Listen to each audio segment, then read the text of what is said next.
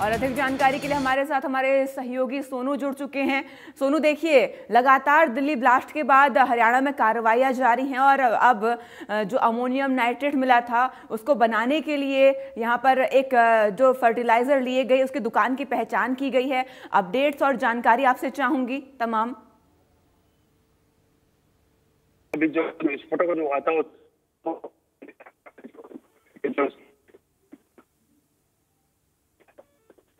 आज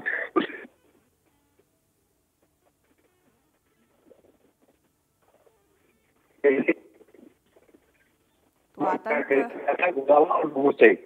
तो उसको लेकर अगर बात करें, पुलिस की अगर बात करें, लगातार इस तरीके की पहचान की जा रही है। और साथ ही बता जो किया गया इसमें तकरीबन 3 लाख रुपए जो आए थे।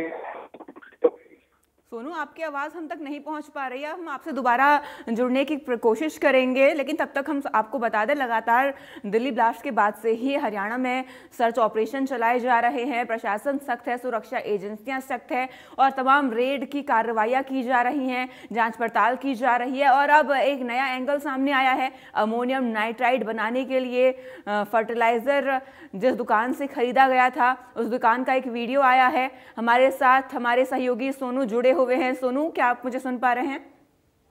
जी, आवाज आ रही है मुझे। जी सोनू, तमाम अपडेट्स मैं आपसे जानना चाहूंगी ये दुकान के बारे में, कैसे सुरक्षा एजेंसियां इस दुकान तक पहुंची। मानसी, बिल्कुल बता दें कि जो ये मामला है, क्योंकि बड़ा ही संवेदनशील इलाका है। और अगर बात करें नुहू जिले के, जो क्योंकि काफी अब से पहले अगर बात करें, क्योंकि जो पाकिस्तान का जो लिंक मिला था वो भी मेवा से कई लोगों को यहाँ से गिरफ्तार किया था। उसी को लेकर बता दें कि जो अभी जो उन्होंने विस्फोटक किया था उसमें करीबन 20 लाख रुपए इकट्ठे किए गए थे। उसके बाद बता दें कि करीबन नुहू और गुड़गांव जिनमें से विस्फोटक पदार्थ खरीदा गया था। अभी फिलहाल बता दें कि इसमें अब जांच चल रही है। जांच में अभी कितनी दुकानें हैं जहां से वो माल खरीदा गया था। बता दें कि 20 क्विंटल जो विस्फोटक पदार्थ था वो खरीदा गया था। करीबन 3 लाख रुपए नुहू के लिए भेजे गए थे। तो तमाम ये आज सबूत जो सामने आ रहे हैं और तो उसकी भी जांच की जा रही है। और बताया जा रहा है कि जो दिल्ली पुलिस है वो लगातार छानबीन कर रही है। अभी देखना ये है कि आखिर कितनी दुकानें हैं, कितने लोग और थे जब इस तरह का विस्फोटक पदार्थ जो खरीदा गया था और कितना विस्फोटक पदार्थ नुहू जिले से गया था। जी जी बिल्कुल। देखिए सोनू, इसका वीडियो भी जम्मू कश्मीर पुलिस को बनाकर भेजा गया है कि अब तक जम्मू कश्मीर पुलिस की कोई एंट्री इस पूरे मामले में सामने अभी तक आई है कोई? जी बिल्कुल, विमांशु बता दें कि अभी ये जो मामला जैसे कि अभी सामने आया कि जो वीडियो बना के डाली गई है, लेकिन अभी फिलहाल बता दें कि नुहू जिले की अगर बात करें, अभी तक नुहू जिले के अभी यहाँ पर अभी इस तरह की कोई अभी कार्रवाई नहीं गई है। लेकिन बताया जा रहा है कि जल्दी जो दुकानों की जो वीडियो बनाई गई, जो विस्फोटक पदार्थ जो खरीदा गया था, लगातार उनसे जांच की जा रही है और जल्दी ही इन पर भी कार्रवाई करेंगे। और बताया जा रहा है कि दिल्ली पुलिस और जम्मू कश्मीर दोनों मिलकर यहाँ पर नुहू जिले में भी दस्तक दे सकते हैं। और जो दुकानें हैं जहाँ पर विस्फोटक पदार्थ खरीदा गया था उनको तमाम उनकी जानकारी ली जाएगी और कितने लोग इसमें शामिल है। क्योंकि जो विस्फोटक पदार्थ गया था, करीबन 3 लाख का विस्फोटक पदार्थ यहाँ से गया था। 20 क्विंटल यहाँ से निकला गया था गुड़गांव और सोना से। तो तमाम जानकारी जुटा रही है, पुलिस भी इसमें लगी हुई है। और बता दें कि जल्दी ही इनका सभी का खुलासा किया जाएगा कि कितने दुकानों से ये माल खरीदा, कितने लोग थे, क्या उसमें नुहू जिले का भी कोई रहने वाला है जिन्होंने विस्फोटक पदार्थ ले खरीद कर वहां भेजा गया था। जी जी, तमाम जानकारी के लिए सोनू आपका शुक्रिया। खबरों में आगे बढ़ते हैं। अगली खबर फरीदाबाद से। खंडावली में संदिग्ध कार मिलने का एक पूरा मामला है और एनआईए की टीम कार की जांच कर रही है।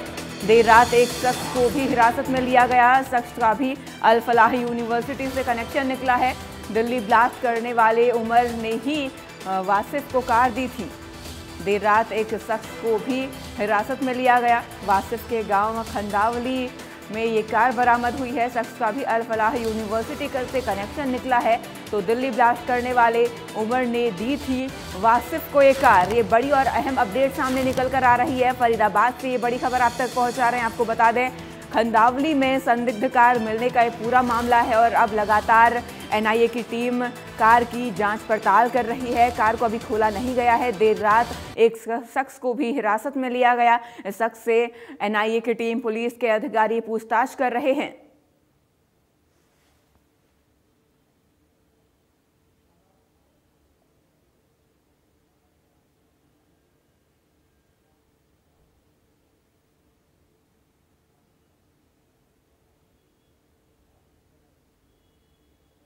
तो दिल्ली को किसने दहलाया, ये सवाल इस वक्त हर किसी के मन में है और लगातार जांच एजेंसियां सतर्क हैं, कार्रवाइयां कर रही हैं। हमारे साथ अधिक जानकारी के लिए south Haryana bureau chief Gulshan Grover जुड़ चुके हैं। गुलशन, देखिए लगातार कार्रवाइयां की जा रही हैं और अब संदिग्ध कार, उसका भी कनेक्शन फरीदाबाद से निकलकर सामने आया है।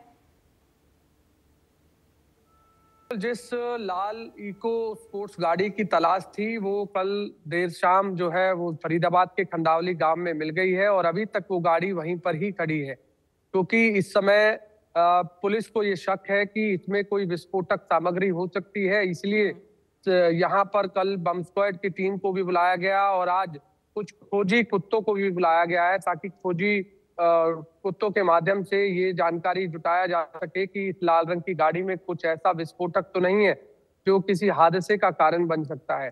यदि किसी भी तरह की अगर कोई यहाँ पर गाड़ी की खिड़की खोलते हैं तो हो सकता है कि एकदम उन्होंने कुछ इलेक्ट्रॉनिक आइटम ऐसा यहाँ पर रखा हो ताकि वो फट जाए। तो ये तमाम चीजें हैं। हालांकि अभी इस समय खंडावली गांव के अंदर फरीदाबाद की क्राइम ब्रांच टीम मौजूद है, इसके अलावा NIA इस समय वहां पर मौजूद है, NSG की टीम वहां पर मौजूद है। तो तमाम टीमें कल देर रात से ही यहाँ पर सर्च ऑपरेशन चला रही हैं। इस पूरे मामले में अब तक एक आरोपी हिरासत में भी लिया है, जो खंडावली गांव में जब इको स्पोर्ट्स गाड़ी मिली थी लाल रंग की तो उसके बाद एक शख्स को हिरासत में लिया है। और अभी तक की जानकारी के अनुसार ये बताया गया है कि जो आतंकी उमर था, जो I-20 गाड़ी में जिसने लाल किले मेट्रो स्टेशन के गेट नंबर 1 पर धमाका किया था, उसका जो ड्राइवर है उसने ये गाड़ी जो है वो वहां पर खड़ी की थी। यानी खंडावली गांव में उसकी कोई बहन रहती है और वहां पर उसने गाड़ी खड़ी की है, ऐसा भी अभी तक इनपुट जो है वो मिला है।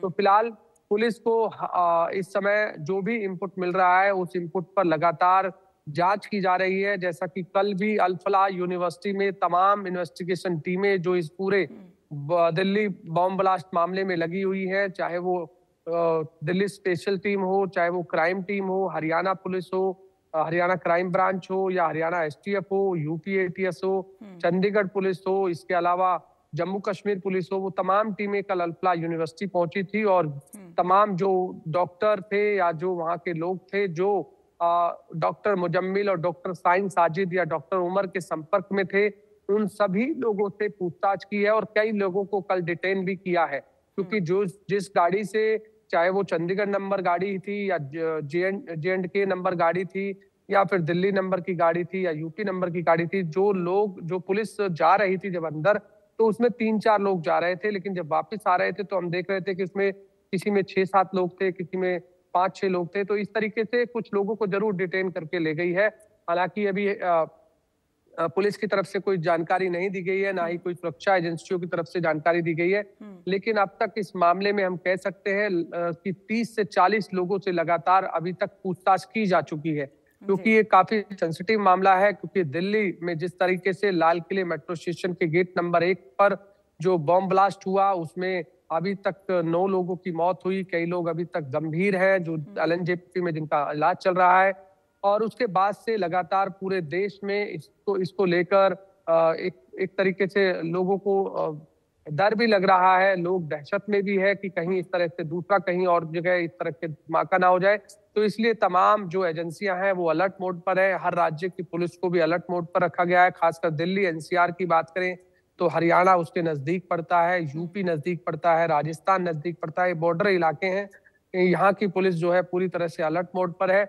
और अब जानकारी एक और जो नई सामने आई है जिसके माध्यम से कहा गया है कि जो डॉक्टर मुजम्मिल है, डॉक्टर साइन साजिद है, डॉक्टर उमर है और एक और व्यक्ति है, इन्होंने एक ग्रुप जो है वो बनाया हुआ था और उस ग्रुप के माध्यम से ये तमाम जो चीजें हैं वो साझा आपस में करते थे और इसके लिए 20 लाख रुपए भी जुटाए थे।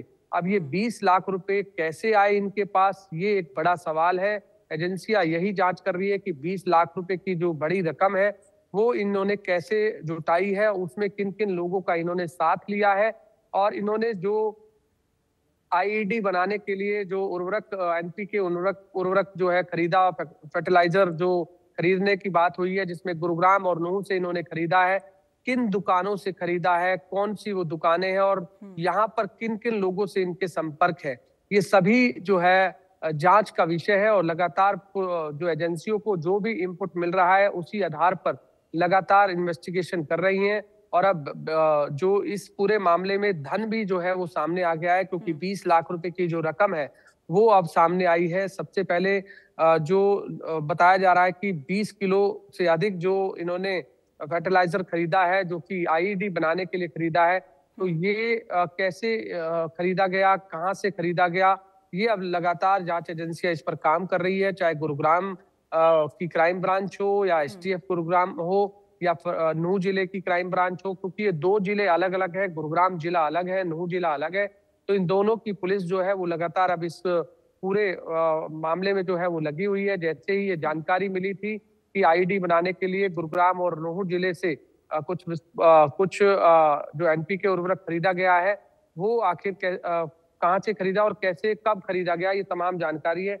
मैं दर्शकों को ये भी बता दूं, जो आईडी बनाने के लिए जो बात सामने आ रही है कि आखिर आईडी किस तरीके से वो तैयार किया जाता है। जो एक्सप्लोसिव मटेरियल है, इसमें अमोनिया नाइट्रेट और एनपीके उर्वरक होता है, ट्रिगर या डिटोनेटर, यानी जिससे बम फटता है। जैसे ये बम फटने के लिए या तो ये मोबाइल फोन का इस्तेमाल करते हैं, या फिर ये रिमोट का इस्तेमाल करते हैं, या फिर ये टाइमर का इस्तेमाल करते हैं।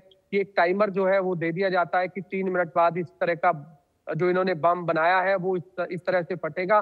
तो ये तमाम चीजें हैं। इसमें बैटरी या जो पावर सोर्स है वो भी दी जाती है, ताकि ऊर्जा देने के लिए, यानी बिजली देने के लिए बैटरी या पावर का भी इस्तेमाल किया जाता है।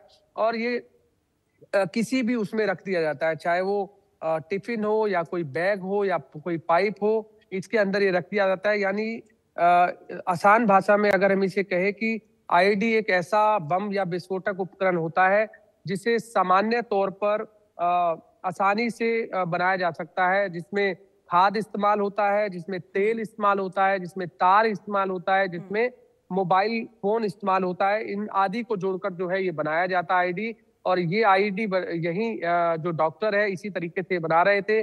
और जो विस्फोटक दिल्ली बम ब्लास्ट मामले में इस्तेमाल किया गया था वो भी इसी तरीके से इन्होंने बनाया था। और जो जिस i20 गाड़ी का इस्तेमाल हुआ था वो भी आपने, i10 गाड़ी का जो इस्तेमाल हुआ था वो भी आपने देखा होगा कि एक सीसीटीवी फुटेज जो आया था उसमें साफ तौर से जो डिग्गी जो खुली हुई थी वो कहीं भी फिट हो जाता है, उसको आसानी से जितनी भी सुरक्षा एजेंसियां होती हैं वो भी नहीं पता लगा पाती हैं जल्दी से।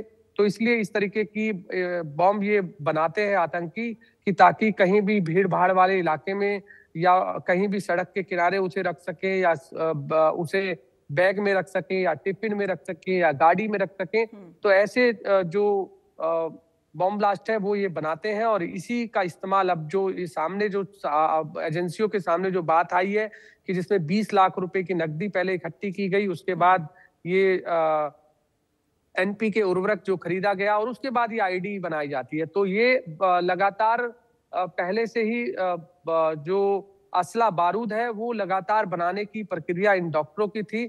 और जिस तरीके से अब इस पूरे मामले में डॉक्टर मुजम्मिल और डॉक्टर शाहीन साजिद की जब से गिरफ्तारी हुई है उसके बाद से लगातार ये खुलासे हो रहे हैं। और इसमें जो अल्फला यूनिवर्सिटी है वो सबसे बड़ा केंद्र है, यानी यहीं से ही तमाम जो व्हाइट कॉलर टेरर है वो यहाँ से निकलते हैं, ताकि किसी को शक ना हो।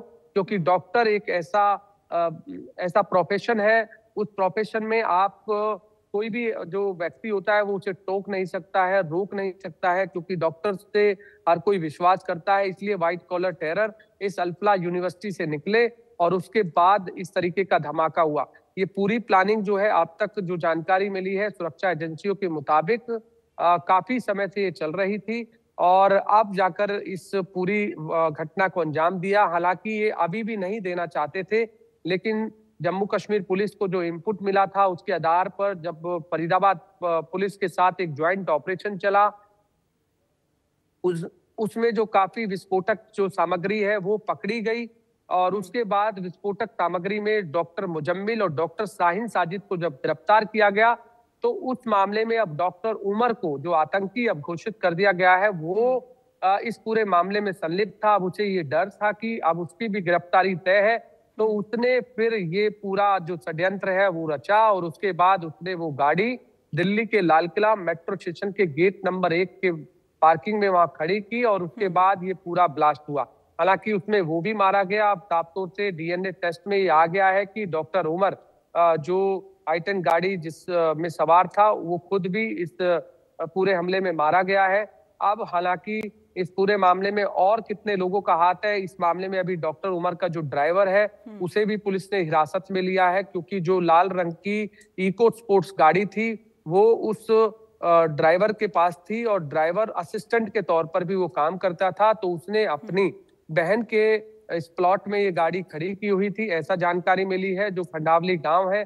और जब इस पूरे मामले में एजेंसियों को ये व्यक्ति जो ड्राइवर है, जो असिस्टेंट के तौर पर काम करता था, ये संदिग्ध लगा, तो उसमें इसकी जब गिरफ्तारी हुई तो उसके बाद ये जानकारी मिली कि उसने ये बताया कि खंडावली में उसने ये गाड़ी खड़ी की हुई है। हालांकि अब इस गाड़ी में किस तरह का विस्फोटक रखा हुआ है, ये अभी जानकारी सुरक्षा एजेंसियां जुटाने में जुटी हुई है। और इस समय तमाम अब इस पूरे मामले में जांच पड़ताल करेंगी, इस गाड़ी की एनआईए पूरी तरीके से जांच करेगी और कई अहम खुलासे इसके बाद हो सकते हैं। गुलशन, जुड़ने के लिए और तमाम जानकारी हम तक पहुंचाने के लिए आपका शुक्रिया। तो लगातार दिल्ली ब्लास्ट के मामले और पूरा मामला कहीं ना कहीं फरीदाबाद से जुड़ता हुआ नजर आ रहा है और खासकर अल फलाह यूनिवर्सिटी से सभी तार जुड़ते हुए नजर आ रहे हैं। आपको ग्राफिक्स के जरिए समझाते हैं कि आखिर अल फलाह यूनिवर्सिटी कैसे मुख्य केंद्र बना हुआ है इस धमाके का। तो अल फलाह यूनिवर्सिटी का ब्लास्ट से क्या कनेक्शन है समझिए। धमाके के वक्त कार में होने का शक है डॉक्टर उमर का और डॉक्टर मुजमिल, 2 जगहों से 2900 किलो विस्फोटक मिला। डॉक्टर शाहीन टेरर मॉड्यूल के लिए फंड का इंतज़ाम करती है। तीनों अल फलाह यूनिवर्सिटी में डॉक्टर हैं। तो 3 गिरफ्तारियां फरीदाबाद से हुई, तीनों ही अल फलाह यूनिवर्सिटी में डॉक्टर हैं और धमाके में इसका क्या कनेक्शन है ये हम आपको बता रहे हैं।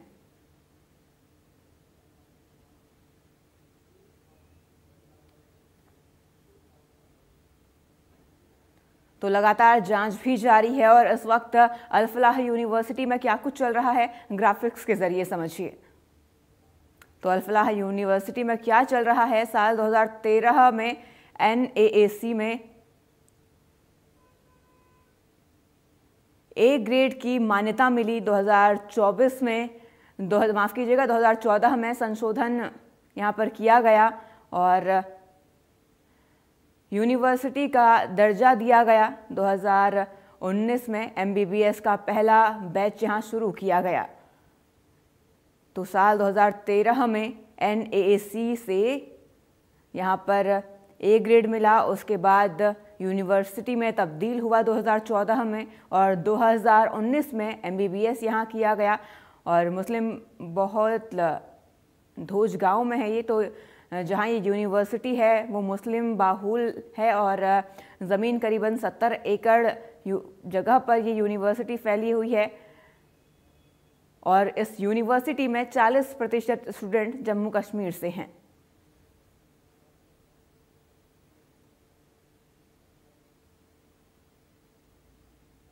वक्त है एक छोटे से ब्रेक का। ब्रेक के बाद जल्द हाजिर होंगे।